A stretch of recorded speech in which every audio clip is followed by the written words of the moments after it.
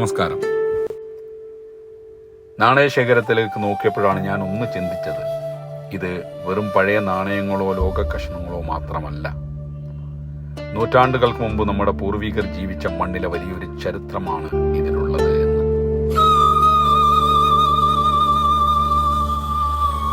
നമ്മളിന്ന് ദിവസവും ഉപയോഗിക്കുന്ന കാശ്, പണം, രൂപ എന്നീ വാക്കുകളൊക്കെ എവിടെ നിന്നാണ് വന്നത്? നമ്മുടെ മുൻ തലമുറകൾ എങ്ങനെയാണ് ജീവിച്ചത്? ഒരു ചെറിയ ചരിത്രയാത്ര നമുക്ക് നടത്താം. എൻ്റെ കയ്യിലുള്ള ഈ അപൂർവ ശേഖരത്തിലെ ഓരോ നാണയത്തിനും ഓരോ വലിയ യുഗങ്ങളുടെ കഥ പറയാനുണ്ട്. എന്നാൽ ഈ വലിയ കൂട്ടത്തിൽ നിന്നും എൻ്റെ കൈവെള്ളയിലിരിക്കുന്ന ഈ ചെറിയ വെറും കൊച്ചു നാണയങ്ങളുടെ കഥ പറഞ്ഞു തുടങ്ങാം നമുക്ക്.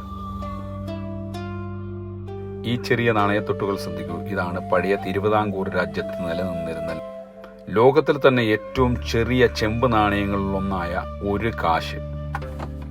നമ്മൾ മലയാളികൾ ഇന്നും ദേഷ്യവും കളിയായിട്ടും കാര്യമായിട്ടും ഉപയോഗിക്കാറുണ്ട്.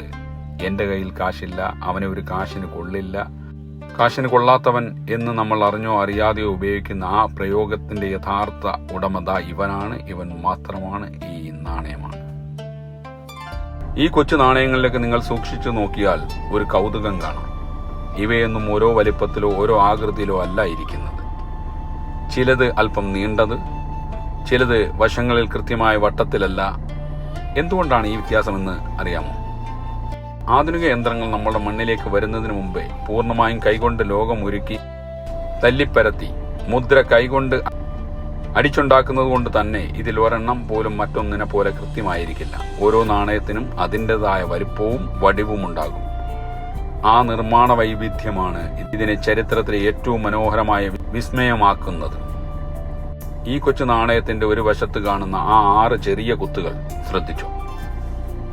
അത് തിരുവിതാംകൂർ രാജവംശത്തിന്റെ ഔദ്യോഗിക മുദ്രയായ പത്മനാഭ മുദ്രയാണ്, അഥവാ വിശുദ്ധമായ ശംഖിന്റെ പുരാതനമായ ഒരു രൂപമാണ്.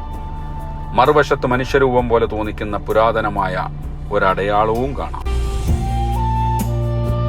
കേരളത്തിന്റെ തദ്ദേശീയമായ നാണയങ്ങളുടെ ചരിത്രം ഏകദേശം 1400 വർഷങ്ങൾക്ക് മുൻപ്, അതായത് AD 7-ാം നൂറ്റാണ്ടിൽ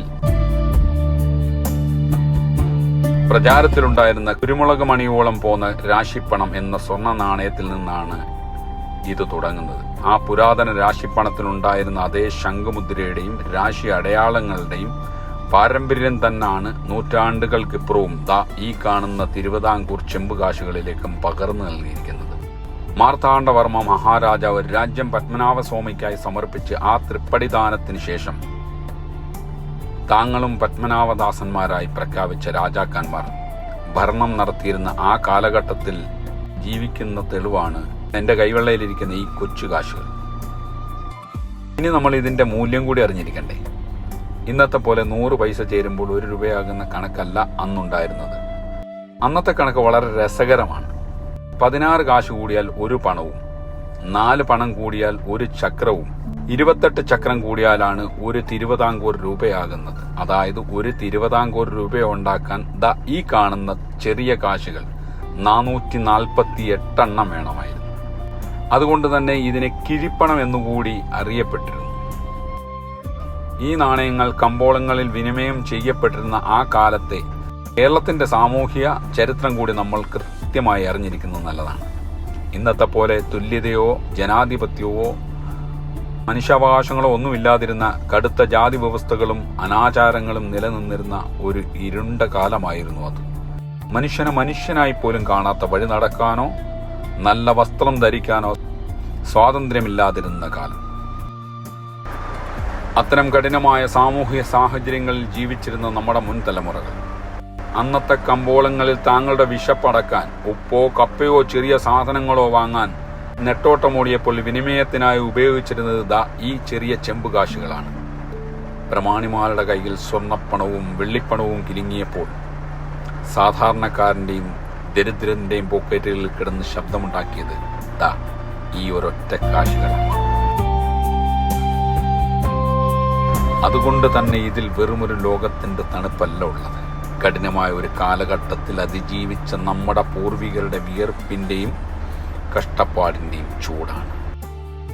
നന്ദി, നമസ്കാരം.